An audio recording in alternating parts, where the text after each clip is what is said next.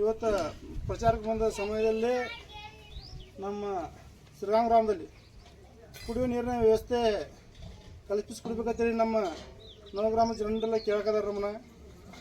ಇದ್ರ ಬಗ್ಗೆ ಹಲವಾರು ಸಾರಿ ನಾವು ಪಂಚಾಯತಿಗೆ ಮನವಿ ಮಾಡ್ಕೊಂಡ್ರು ಕೂಡ ಜನರಿಗೆ ನೀರಿನ ವ್ಯವಸ್ಥೆ ಮಾಡಿಕೊಡಕ್ಕೆ ಗ್ರಾಮ ಪಂಚಾಯತಿ ಅಧಿಕಾರಿಗಳಿಗೆ ಮತ್ತು ಜನಪ್ರತಿನಿಧಿಗಳಿಗೆ ಅವ್ರಿಗೆ ಯಾವುದೋ ವ್ಯವಸ್ಥೆ ಮಾಡಿಕೊಡಕ್ಕೆ ಅವ್ರ ಕೈಲಿ ಆಗಿಲ್ಲ ಅಂಥೇಳಿ ನಮ್ಮ ಗ್ರಾಮಸ್ಥರು ಸ್ವಂತ ದುಡ್ಡು ಕೊಟ್ಟ ನೀರು ತುಂಬ್ಕೊಂತ ಪರಿಸ್ಥಿತಿ ಬಂದೈತಿ.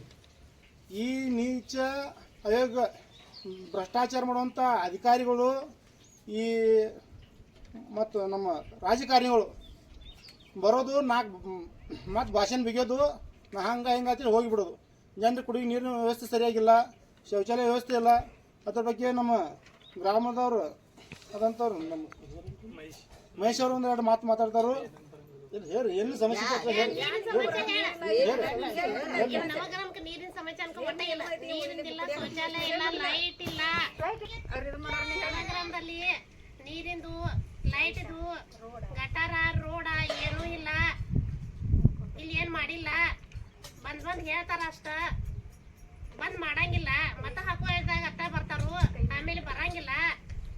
ಇದೆಲ್ಲ ಸಮಾಚಾರ ಭಾಳ ದೂರ ಹೋಗೈತಿ. ಈಗ ನಮಗ್ ನೀರಿಂದ ಒಂದು ಶೌಚಾಲಯ ಮಾಡಿಕೊಡ್ರಿ. ನೀರಿಂದ ಶೌಚಾಲಯ ಅದ, ರೋಡ. ಈಗ ರೊಕ್ಕ ಕೊಟ್ಟು ಟ್ಯಾಂಕರ್ ತಂದು ನಾವು ನೀರು ತುಂಬ್ತೇವೆ ಮನಿ. ಲೈಟ್ಗಳಿಲ್ಲ ಸರಿಯಾಗಿ. ಮತ್ತೆ ಯಾವ್ದಾದ್ರು ಸಮಸ್ಯೆ ಹೇಳಿ. ಲೈಟ ನೀರಿನ ಸೋಯ ಗಟರ್ ಇಲ್ಲ. ಈಗ ಕೊಟ್ಟರು ಟ್ಯಾಂಕರ್ಗೆ 1200 ರೂಪಾಯಿ ಕೊಟ್ಟು ಟ್ಯಾಂಕರ್ ತರಿಸಿದೇವ್ರಿ ನೀರಿಗಾಗಿ. ಮುಂದೆ ನಮಸ್ಕಾರ.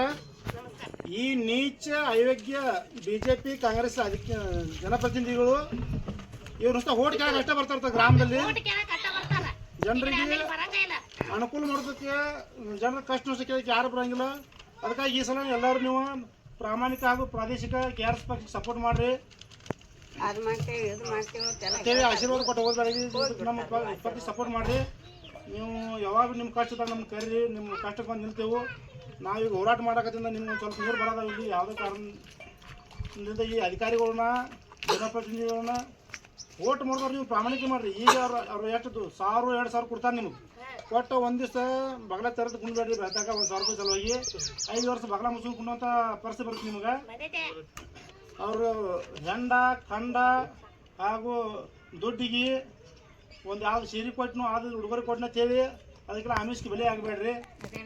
ಪ್ರಾಮಾಣಿಕ ಪ್ರಾದೇಶಿಕ ಜನಪ್ರಿಯ ರಾಜಕಾರಣಕ್ಕಾಗಿ ಎಲ್ಲ ನೋಡ್ರಿ.